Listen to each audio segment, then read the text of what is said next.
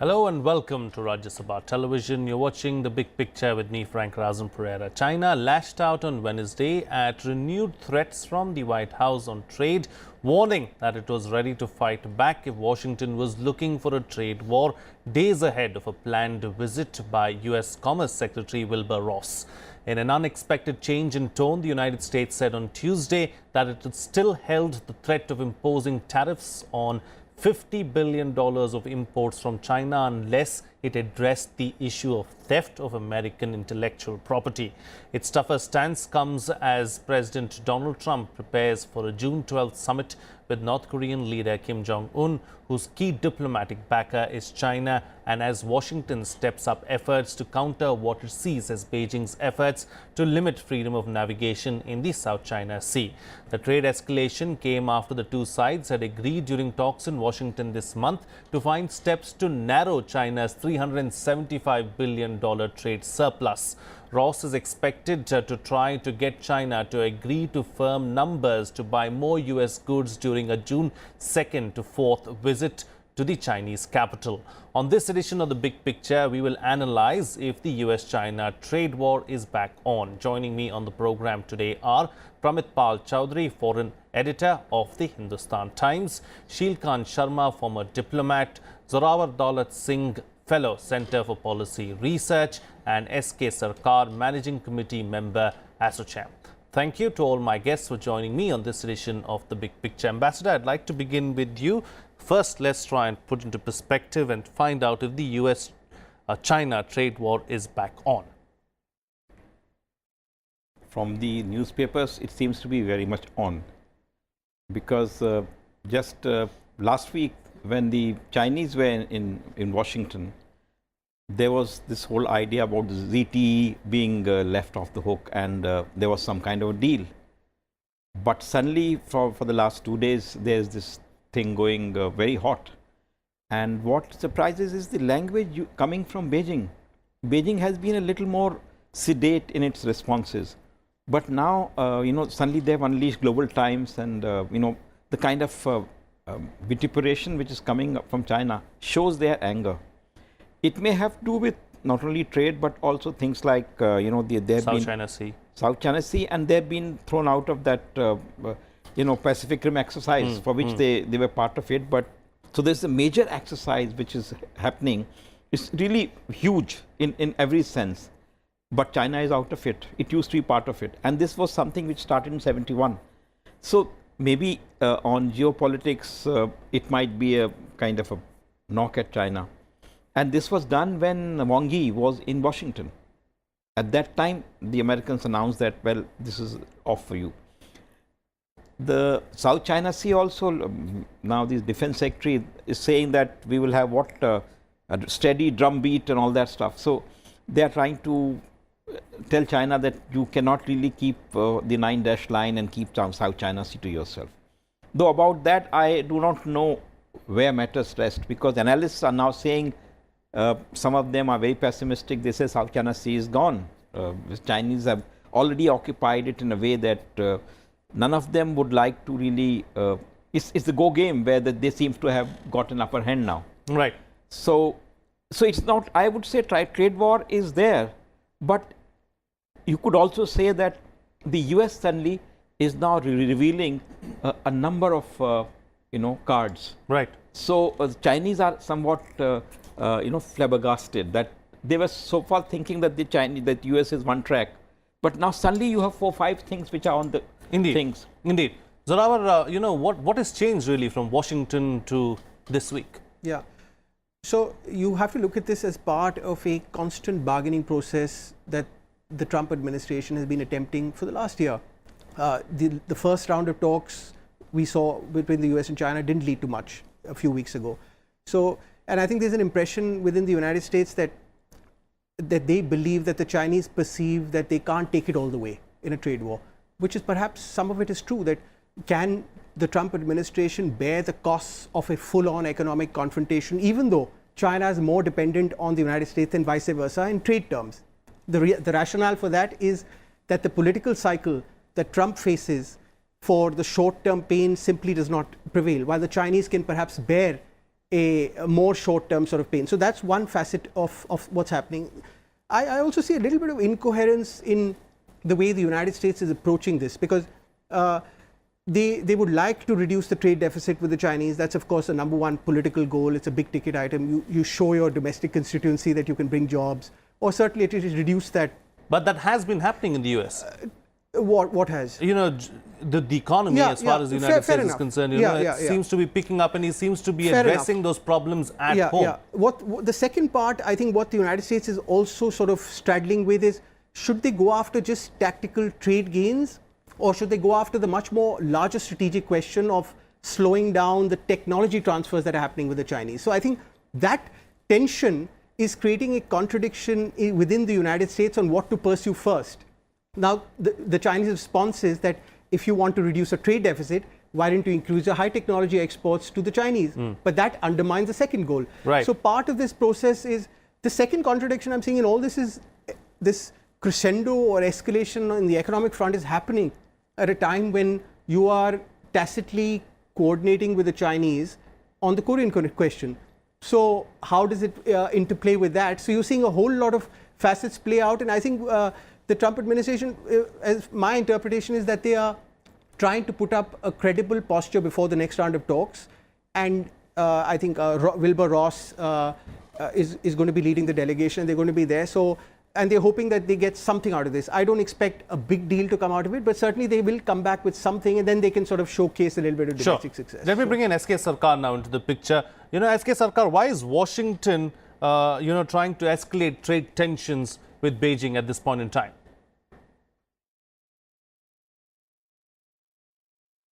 Well, let us try and understand with Trump. See, Trump is a negotiator. He was a businessman, and today he's trying to negotiate. And in fact, there are the 6 words that he uses are issue threats, strike deal, declare victory. So that is the policy which Trump has been following all through.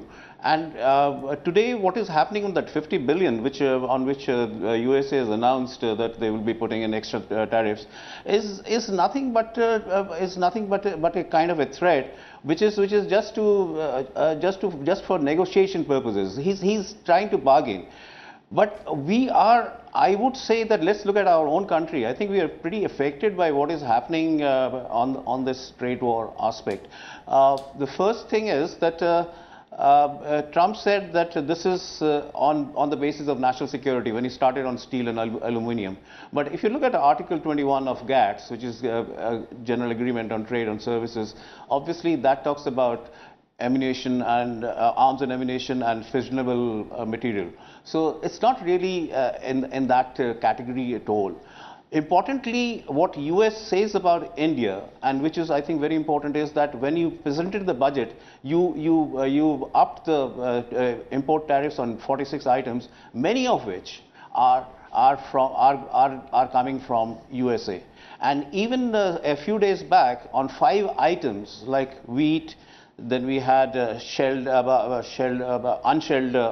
almonds, then we had protein concentrates, walnuts, etc. The duties have been increased. These are going to affect India's trade with China, with America, and America and then we have our Commerce Minister, Mr. Suresh Prabhu, going to US to negotiate GSP, which is the Generalized Preference System of Preferences. Now, which expired in December 2017. Now, if you go to negotiate on all this, and here you on zero tariffs, we've been exporting something like, on an annual basis, we've been exporting about 5,600 crores US dollars of items.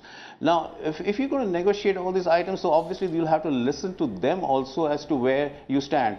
And then you have the export promotion schemes also, which are a little wavering right now, because the US has taken you to the dispute settlement body of WTO, and it is very likely from whatever message is coming through that WTO is likely to accept US's plea.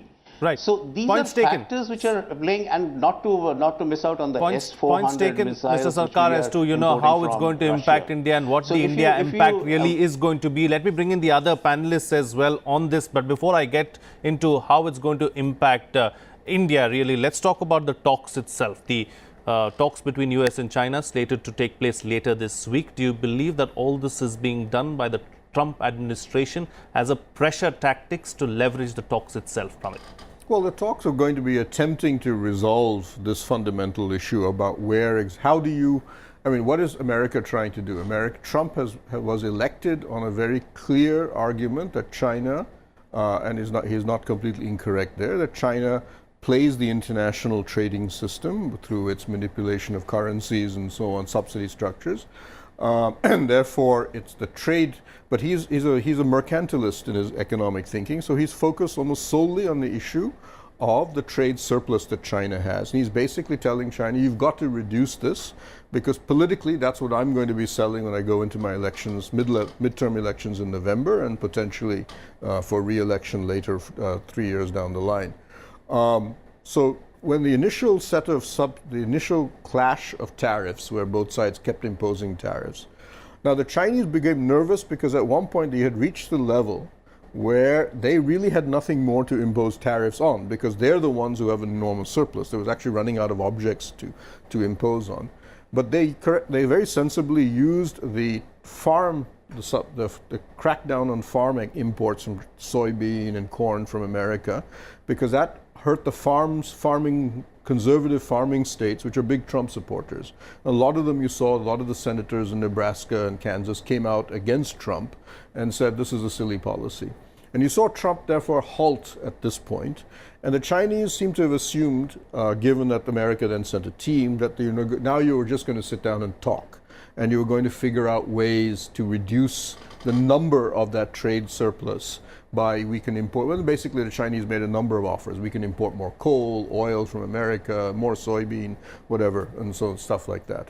But there are fundamental issues. And then Trump got under attack from corporate America and from his own Republican Party in the Washington establishment, because he made a concession on ZTE, which was a Chinese telephone company that had been sanctioned by the United States because of its breaking of sanctions against Iran and so on, and other issues. And when he then said, okay, I'll roll back the ZTE game, you saw an enormous anger in Washington on this point. And so you saw then Trump go back to the tariff battle. And the Chinese are actually surprised, because they said, we thought we had an understanding that the tariff game was over and we were now in a negotiating process. Trump has gone back. So the problem with the Trump administration, and the Chinese, when you talk to them, say they're confident that they are in a position to eventually win this struggle, because they see complete incoherence on the Washington part. But the unpredictability of Trump also worries them, because they're not clear he understands how trade negotiations actually go through. Sure. And the final concern that they have, which is that if this starts to spin out of control, because right now, remember, none of these tariffs have actually been imposed. These start from the beginning, they're all threats. But the first lot of them will come into play in a few days' time.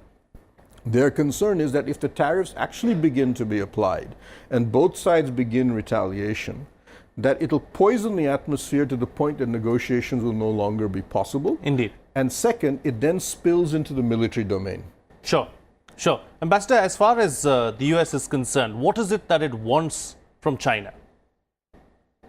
I think what Pramit has said is what they want. Basically, they want China to reduce the trade deficit, and so they are looking at every which way they can press China for it. Chinese initially thought that they could get away with some deal making, but that doesn't seem to work. So the trade deficit is the crux of the problem then, as far as the US is concerned? No, but then as I said earlier, that now many more balls are in the air. See, like the technology export, it is a major point. And this ZTE, the problem is still persisting because of technology export. You see, what had happened in the 90s, also the Americans were insisting on intellectual property rights. At that time, China was still coming up, so they were willing to concede. But after they joined WTO in the beginning of this century, and the way they have been manipulating the whole system, they feel they are on a stronger position. Trump, for the first time, is coming out with a seesawing, suddenly he comes and says things. So a shock treatment, as one of the experts has said, it helps at times. Some of these Americans themselves have said this helps. So trade talks are, and then if you see the delegation, there are 50-member delegation which is already going to be there, and some of the officials are already present in China.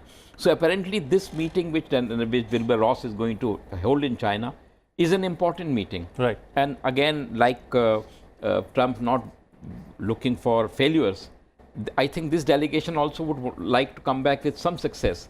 So the point is to see what can the Chinese do, or what can the Chinese give at this juncture. In fact, that was going to be my next question, really. What are China's options? What is China's strategy going to be, Zorawar?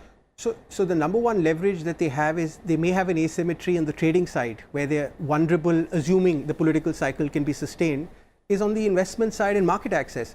If you look at, these are slightly dated numbers that I have, but until very recently, maybe a few years ago, a lot of the exports that were generated within China, going back to the United States, were US corporations operating in China either independently or in concert with other Chinese enterprises. So that itself tells you that they have enormous amount of leverage based on US corporate actors who are going to lobby on their behalf to secure their own interests.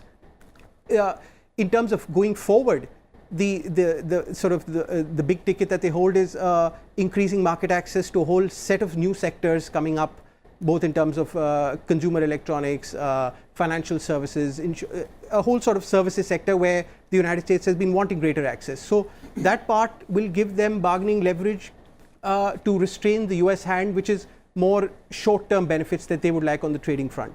So that's certainly, in terms of an investment bilateral treaty, that's something which the United States possibly could work at. So I would look at this not as a big bang event, the second round that we're going to see. This is going to be a continuous process that's going to play out. But if you look at if you just step back and see the timelines, Xi Jinping now in power for fairly long time to come, Trump going into a midterm election cycle, national elections, who has the stomach to play that escalation game? I don't think the United States has that, and there's no way to change that perception, because these are timelines that are going to be playing out. Right, so right. I would say the deep interdependence that the United States and China do have restrain both sides from letting this into an open economic confrontation. Within this constraint, there will be bargaining, sort of shadow boxing, which will play out. And I would suspect that they will get a little bit, both sides will be able to pull a little bit more. But for the sake of the global economy, what we would like to see in terms of some sort of stabilization is for the United States generally to become less of a great importing nation. Sure. That was what I was going to come to. As far as the world is concerned, as far as globalization is concerned, SK Sarkar, what does it really mean, the trade war between the US and China?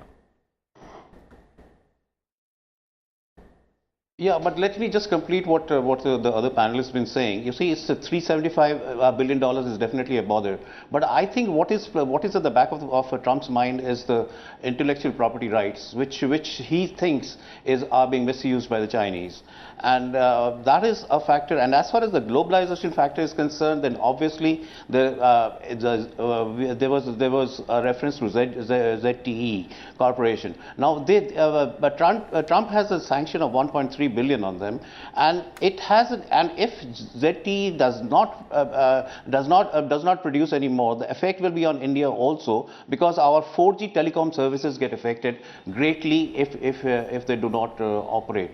And other things of course, as you mentioned also, US is trying to bring down its trade deficit to the extent possible.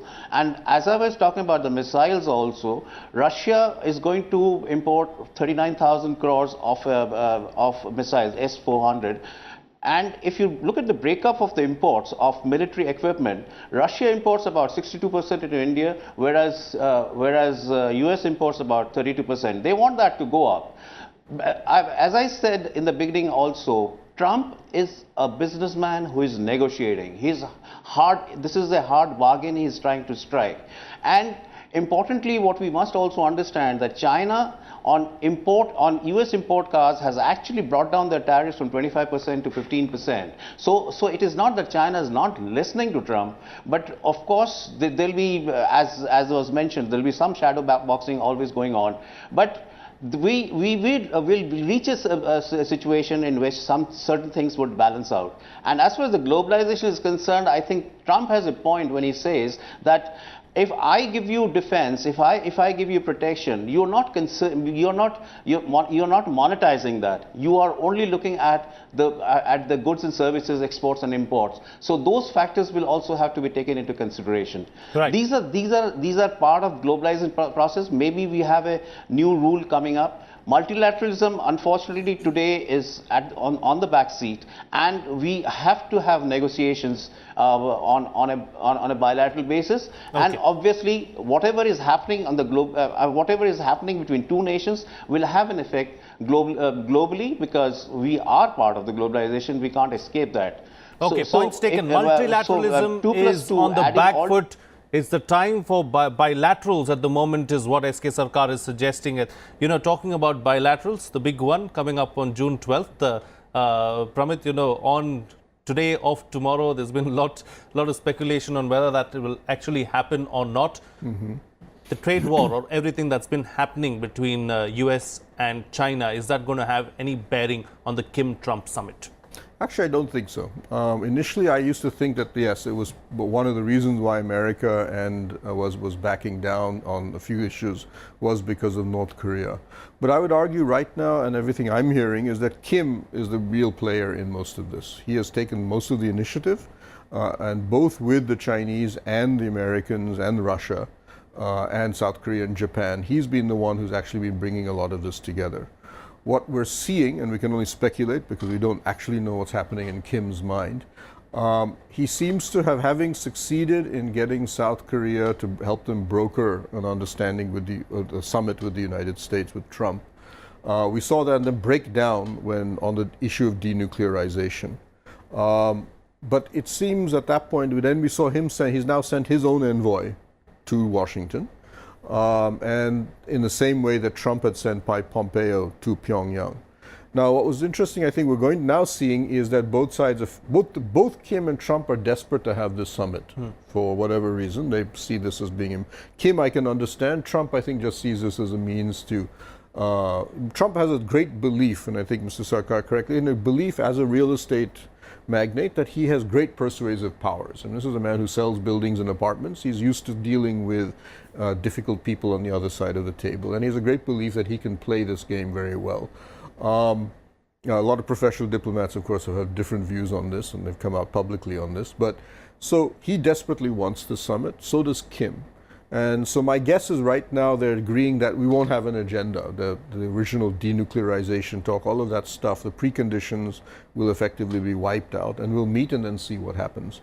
So I would say that if I were to, I would give odds that it was likely now to happen, now that having had the first round of disagreements and Trump canceling, Kim recognizing that he needed to, that at least with Trump you need to watch what you're saying. And that there are a large number of groups in Washington who would like the summit not to happen. That's gone through. Right, sure. Okay, quick closing comments now from all my guests, starting with you, Ambassador. What does it mean for India? For India, this US-China fracas is not good. Because the way they've been cooperating and the size of their economies are now, at a very different universe. Our economies are not in that level. So if there is turbulence in the economies of that size, its effect will be all over. So I think some kind of a modus vivendi, if it emerges out of them, it should be good. However, the point is that we are better off with a multilateral rule-based system. And the Chinese are also saying that the rule-based system is good. Somehow the other, they are sweeping everything on Trump's door, saying that he's the one who's actually not following the rules. Yeah, and he's being protectionist is what everyone has been saying. Yeah. So now this is where the uncertainty lies. And we have to see how this uncertainty gap is closed. Sure. Zorawar, do we need to watch out for what's happening between US and China? Do we need to be wary? I think so. I think what we're seeing is the posture that's being brought about, particularly by the United States, is not China-centric alone. We're seeing a phenomenon in US foreign policy where they're trying to transition to a new foreign policy. And that is creating a serious amount of destabilization on the economy, on politics, geopolitics. So unfortunately, we are in a position where, as another rising power in Asia, you've got to step in situations to tilt that balance on particular issues. So we might find situations where you find common ground with the Chinese on a whole range of economic issues, or even on the Korean Peninsula, you want stability there. But on other matters like the broader Asian balance of power, you might find common ground with the United States that let there be a broad-based multipolar system. So you're going to have to straddle both these two major powers. How you do that is, of course, going to be a function of strategic skill, leadership, and your institutions that you have at home. Sure. SK Sarkar, wait and watch approach, is that what we need to use? I think so, because this is a process which will go on for some time, and as I said, I keep repeating also that Trump is a businessman. He's trying to strike a hard bargain. He doesn't like the fact that America imports so much. He only wants that import to go down, and that's the message he wants to send out to the world. If he's taken on China, it is because China is the big boy. He's actually giving a message to everybody that you need to also consume my products, and let's all be part of the global process. I think he's right in that respect. What I don't agree with him is his manner, his attitude, the way he's giving out the message. So we have to keep our fingers crossed. But I think Trump is only trying to say, and this is his ultimate message, that please decrease the imports into US. All right, talking about messages, there have been a couple of messages sent India's way as well from the United States. We've seen the newspapers, carry all those messages whole of yesterday and today as well. Amit Pal Chaudhary, is there a line that we need to draw as far as the US is concerned? Well, on the trade front, I think Mr. Sarkar has correctly pointed out, we are also a country that has a trade surplus with the United States, and Trump has made it clear he wants that reduced. He also has IPR issues with us. The Harley-Davidson and the stents are the two biggest, stent price controls are the two biggest issues he has personally raised with Modi himself. And so the game now will be not so much as, this is not unusual, we've had previous trade battles with the United States on these issues. But for us, of course, we have a strategic relationship that we also want to maintain, and so do the Americans. So the game has always been, how do you manage the trade side? What concessions do you have to make? What concessions will the Americans make on the trade side? But keeping a strategic relationship on trade. The bigger issue will be the question of the sanctions regarding Iran and Russia. I'm not overly concerned about Iran. There's nothing particularly spectacular about our trade relationship with Iran. But the issue of Russian defense equipment continues to be very important. Especially. Well, just anything, because even our entire Air Force is still very is Russian, so it needs Russian spare parts. And even those will be sanctioned, given that there's a $15 million limit which will trigger the sanctions. More than the S-400 is the fact that almost still a large chunk of our Air Force cannot fly without Russian parts. Sure. So that is going to be a bigger issue in my view, and much more difficult, because it is not Trump who's driving that, it is the US Congress. Right. All right. Yes, Ambassador. Our dependence on Russian exports is on the offensive side of our military capability. Right. Whatever we are getting from the US is on the defensive side. So that's something that we need to keep in mind. All right. On that note, then, we'll call it a wrap on this edition of The Big Picture. Thank you to all my guests for joining me on the program and putting things into perspective for us. That's it from me. See you again next time.